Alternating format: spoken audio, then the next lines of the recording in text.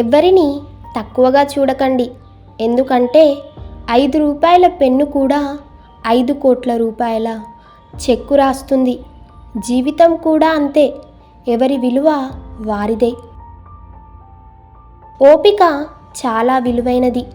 అది ఎంత ఉంటే జీవితంలో అంత నేర్చుకుంటావు. కోట్లు కూడబెట్టి కడుపు నిండా తినలేని వారికంటే కష్టాన్ని నమ్ముకొని కడుపు నిండా తినేవారే ఎంతో అదృష్టవంతులు. 4 విషయాలకు సిగ్గుపడకండి. పాత బట్టలు, పేద స్నేహితులు, ముసలి తల్లి తండ్రి మరియు సాధారణ జీవనం. జీవితం బాగుండాలంటే పేరులో అక్షరాలు మార్చుకోమని, అంకెలు మార్చుకోమని, ఇల్లు మార్చుకోమని, ఇలవేల్పుని మార్చుకోమని చెబుతారు. కానీ బుద్ధి మార్చుకోమని ఎవ్వరూ చెప్పరు. తెలివితేటలున్నాయని ఇతరులను మోసం చేయటానికి ఎప్పుడూ ప్రయత్నించకండి. ఎందుకంటే దేవుడు అందరికంటే తెలివైనవాడు. ఖచ్చితంగా నీకు బుద్ధి వచ్చేలా పాఠం చెప్తాడు.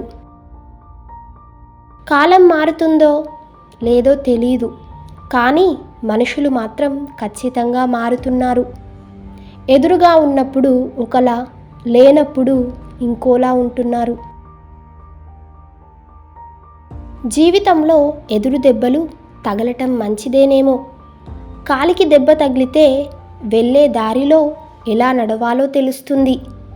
అదే మనసుకు తగిలితే ఎటువంటి వారితో ఎలా ఉండాలో నేర్పిస్తుంది. అందరి గురించి ఆలోచించే వాళ్ళే ఎక్కువగా బాధపడతారు.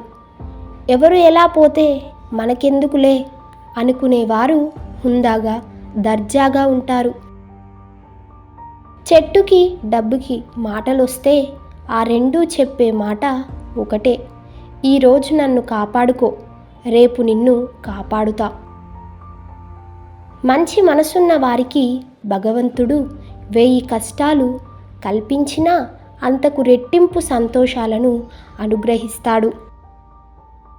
గడిచిన కాలం చాలా బాగుంటుంది.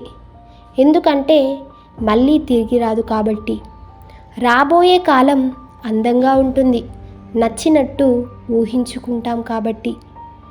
ప్రస్తుతం కష్టంగా ఉంటుంది. ఎందుకంటే అనుభవిస్తున్నాం కాబట్టి. ఒక ఆకర్షణీయమైన స్త్రీ ఒంటరిగా ఉంది అంటే అందరికంటే ఆమె తెలివిగా ఉండటమే దీనికి కారణం. ఈ వీడియో నచ్చినట్లయితే లైక్ చేయండి, షేర్ చేయండి, అలాగే మా ఛానల్ను సబ్స్క్రైబ్ చేయండి.